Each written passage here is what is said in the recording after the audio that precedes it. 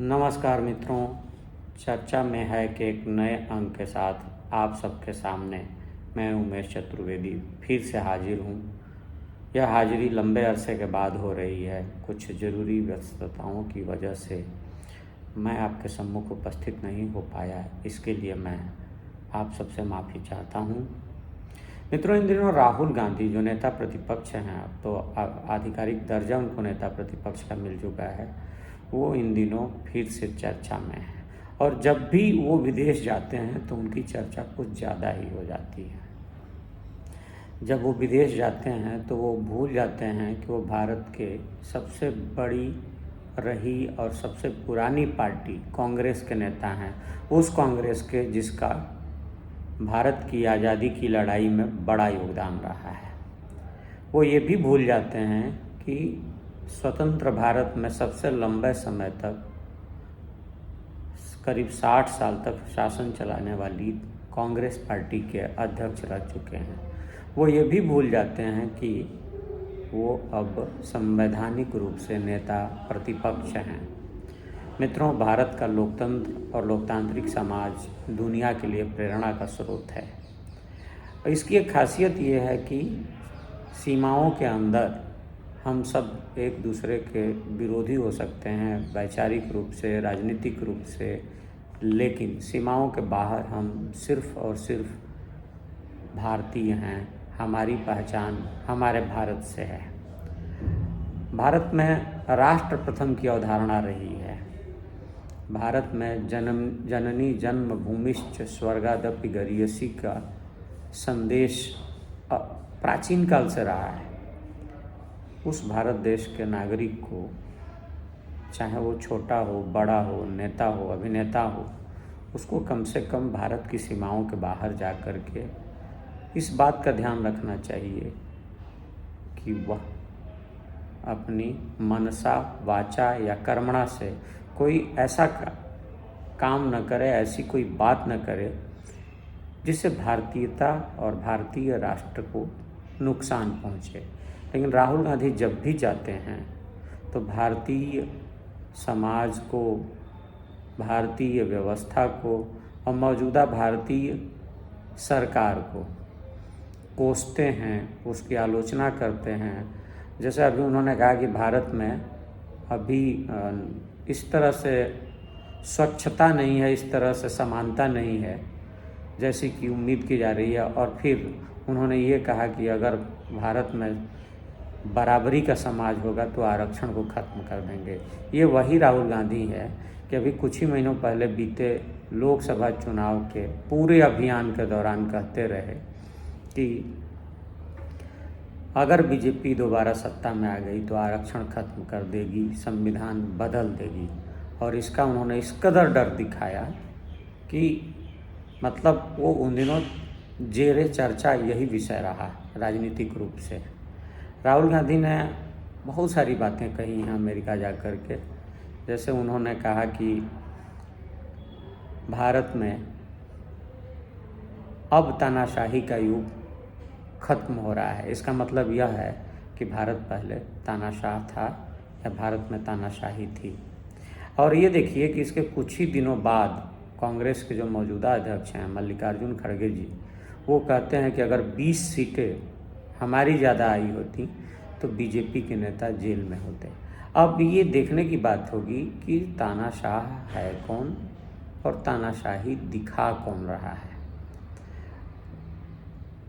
जाहिर है कि कहीं ना कहीं, चाहे राहुल गांधी का बयान हो, चाहे मल्लिकार्जुन खड़गे का बयान हो, इन दोनों के बीच में एक लिंक है, एक तार है।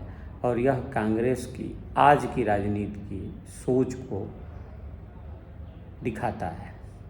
राहुल गांधी ये भी भूल गए कि उन्हीं की पार्टी की सरकार थी 1991 से 96 के दौरान, और संयुक्त राष्ट्र संघ के मानवाधिकार आयोग में कश्मीर में मानवाधिकार के उल्लंघन को लेकर के पाकिस्तान ने इस्लामिक देशों के संगठन के सहयोग से एक निंदा प्रस्ताव रखा था और उस निंदा प्रस्ताव को पारित कराने की पुरजोर कोशिश कर रहा था। अगर वह निंदा प्रस्ताव पारित हो जाता तो संयुक्त राष्ट्र संघ की सुरक्षा परिषद भारत पर कड़े आर्थिक प्रतिबंध लगाती। तब कांग्रेसी प्रधानमंत्री नरसिंह राव ने उन दिनों के नेता प्रतिपक्ष जो भारत के बाद में प्रधानमंत्री बने अटल बिहारी वाजपेयी को भारतीय प्रतिनिधिमंडल दल का नेता बना करके जेनेवा भेजा। ताज्जुब की बात है कि आज जो विदेश मंत्री उन दिनों रहे सलमान खुर्शीद, वो भी कांग्रेस का भी नेता हैं, आज वो भी भारतीय जनता पार्टी और नरेंद्र मोदी के खिलाफ विश्वमन करते हैं। उन दिनों वो विदेश राज्य मंत्री के नाते उस प्रतिनिधिमंडल में अटल बिहारी वाजपेयी की लीडरशिप में काम कर रहे थे। हामिद अंसारी थे उस प्रतिनिधिमंडल में, जो बाद में भारत के उपराष्ट्रपति बने, और ये पूरा दल मिल करके पाकिस्तान की रणनीति को पूरी तरह से गच्चा दिया था और भारत के लोकतंत्र की वैश्विक पटल पर एक ऐसी साख स्थापित हुई थी जिसमें ये मान लिया था दुनिया ने कि भारतीय राजनीति में चाहे जितनी भी कमियां हों, चाहे जितनी भी बुराइयां हों, लेकिन भारतीय राजनीति के जो चेहरे हैं, बड़े चेहरे हैं, छोटे चेहरे हैं भारत के बाहर, वो सिर्फ और सिर्फ भारतीय हैं, ना तो वो भाजपाई हैं, ना कांग्रेसी हैं, न किसी और दल के हैं। और मुझे लगता है कि राहुल गांधी को ये याद करना चाहिए। राहुल गांधी की एक और खासियत है कि आप देखेंगे कि उन्होंने जो बड़ा विवादास्पद बयान दिया, उन्होंने कहा कि मैं चाहता हूँ कि भारत में सिखों को पगड़ी पहनने, कड़ा पहनने और गुरुद्वारे में जाने की छूट हो। सवाल यह है कि क्या भारत में ऐसा है? क्या भारत में सिखों पर हमले हो रहे हैं? क्या भारतीय सिख इतने कमज़ोर हो गए हैं कि वो गुरुद्वारे में नहीं जा पा रहे हैं और कट्टरपंथी ताकतें उनको गुरुद्वारे जाने से रोकती हैं? क्या भारत में पगड़ी पहने हुए सिख नहीं हैं? सच तो यह है कि 1984 में 31 अक्टूबर को जब राहुल गांधी की दादी इंदिरा गांधी की क्रूर और नृशंस हत्या हुई थी, तो उस हत्या के विरोध में जो वैश्विक स्तर पर सब सवाल तो उठे ही थे, भारत में सिख विरोधी दंगे फैल गए थे और कहीं प्रत्यक्ष तो कहीं परोक्ष रूप से सिखों को खुलेआम निशाना बनाया गया। सबसे ज़्यादा कत्लेआम कानपुर में हुआ था। उत्तर प्रदेश का शहर है कानपुर, कभी पूरब का मैनचेस्टर कहा जाता था। दूसरे नंबर पर बोकारो रहा, बिहार का, जो अब झारखंड में है, स्टील सिटी के नाम से विख्यात है। और फिर राजधानी दिल्ली में भी सिखों की पगड़ियाँ उछाली गई थी, उनको जिंदा जला दिया गया था, काट डाला गया था। और जानते हैं उसके आज भी केस चल रहे हैं। उन केसों में कौन फंसा है? दिल्ली की अदालतों में केस चल रहे हैं उन दिनों के कांग्रेसी नेता सज्जन कुमार, जगदीश टाइटलर, और वो बाद में सांसद बने। कांग्रेस ने सांसद बनाया सज्जन कुमार को, बाहरी दिल्ली से वो सांसद रहे, बाहरी दिल्ली से वो सांसद रहे। जगदीश टाइटलर मंत्री रहे। अभी उन पर आरोप तय हो चुके हैं और उन आरोपों को लेकर के कभी भी अदालत सज़ा सुना सकती है।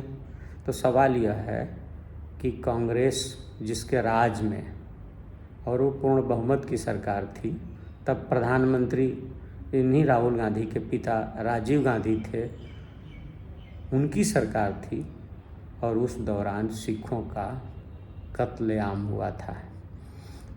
जो उस दौर के सिख हैं, मैं भी उन दिनों पढ़ाई करता था, मैं बलिया जैसे छोटे शहर में रहता था। हमारे वनस्पति विज्ञान के अध्यापक थे, लेक्चरर थे, काशीनाथ सिंह सरदार थे, वो गायब हुए और जब महीनों बाद इंटर कॉलेज में हमारे अवतरित हुए तो उनके सिर के ऊपर पगड़ी नहीं थी, बाल कटे हुए थे, दाढ़ी साफ थी, क्योंकि उस भय के माहौल में उन्होंने अपने सिख वेशभूषा को त्यागना ही उचित समझा। उस दौर में बहुत सारे सिखों ने अपनी पगड़ियाँ, अपने पहचान का प्रतीक केश, अपनी दाढ़ी, मूछ सब कटा ली थी। तो सवाल ये है कि जिसके शासनकाल में सिखों पर अत्याचार हो चुके हैं, वह शासनकाल भुला करके उसका नेता विदेशी धरती पर जा कर के भारतीय समाज के बारे में एक झूठी दलील देता है कि सिख समाज पर खतरा है। मुझे लगता है कि इस पर राहुल गांधी को सोचना चाहिए, कांग्रेस को भी सोचना चाहिए और इसकी तीखी प्रतिक्रिया भी हो रही है।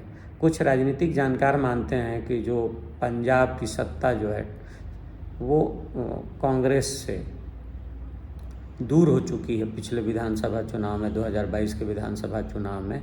और यह भी सच है कि पंजाब के सीमावर्ती ज़िलों में खासतौर पर जो दलित सिख हैं उनका लगातार धर्मांतरण हो रहा है, उसकी ओर राहुल गांधी का ध्यान नहीं है।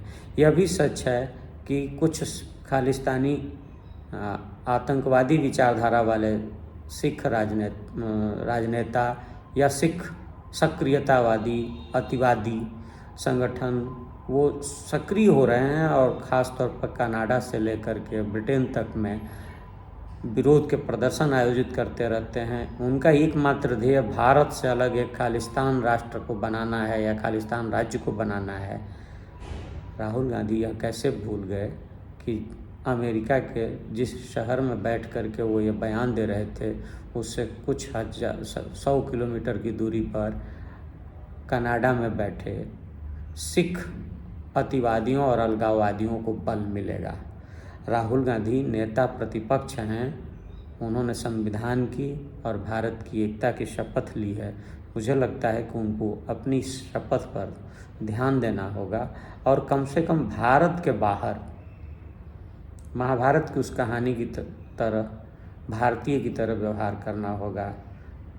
पांडवों के अज्ञातवास के दौरान दुर्योधन पांडवों का अज्ञातवास खोजने की फिराक में रहता था, तोड़ने की फिराक में रहता था, और इसी दौरान एक दिन भीम ने जो छुप करके पानी लाने गए थे, बदले हुए वेशभूषा में थे, तो उन्होंने देखा कि यक्ष दुर्योधन को उठा करके ले जा रहे हैं।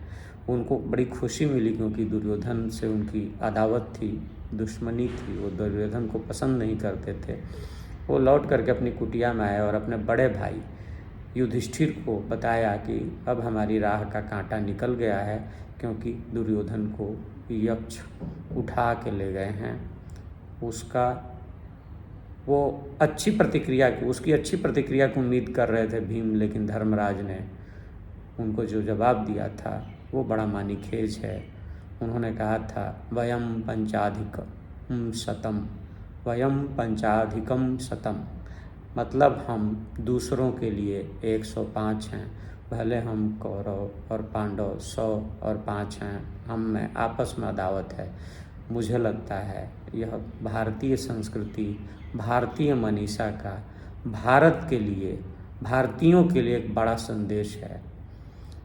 चाहे राहुल गांधी हो, चाहे कोई भी हो जो भारत की सीमाओं से बाहर जाकर के भारत का विरोध करता है, उसको इसे याद रखना होगा, तभी भारत एक रह पाएगा। भारत दुनिया में अपना सिर ऊंचा करके अपनी पहचान और अपनी ताकत को बनाए रख सकेगा। धन्यवाद मित्रों, हमारे इस चैनल को सब्सक्राइब कीजिए। मैं जानता हूं कि इसमें बहुत सारे सुधार की ज़रूरत है, लेकिन हमारे पास साधन सीमित हैं, हमारे पास सीमाएं हैं, सीमाओं का बंधन है। इसकी वजह से हम कई बार कई विषयों पर चाहते हुए भी बेहतर वीडियो नहीं बना पाते हैं। फिर भी आप इसे सपोर्ट कीजिए, साथ दीजिए, सुझाव दीजिए। हम आपकी उम्मीदों पर खरा उतरने की कोशिश ज़रूर करेंगे। नमस्कार।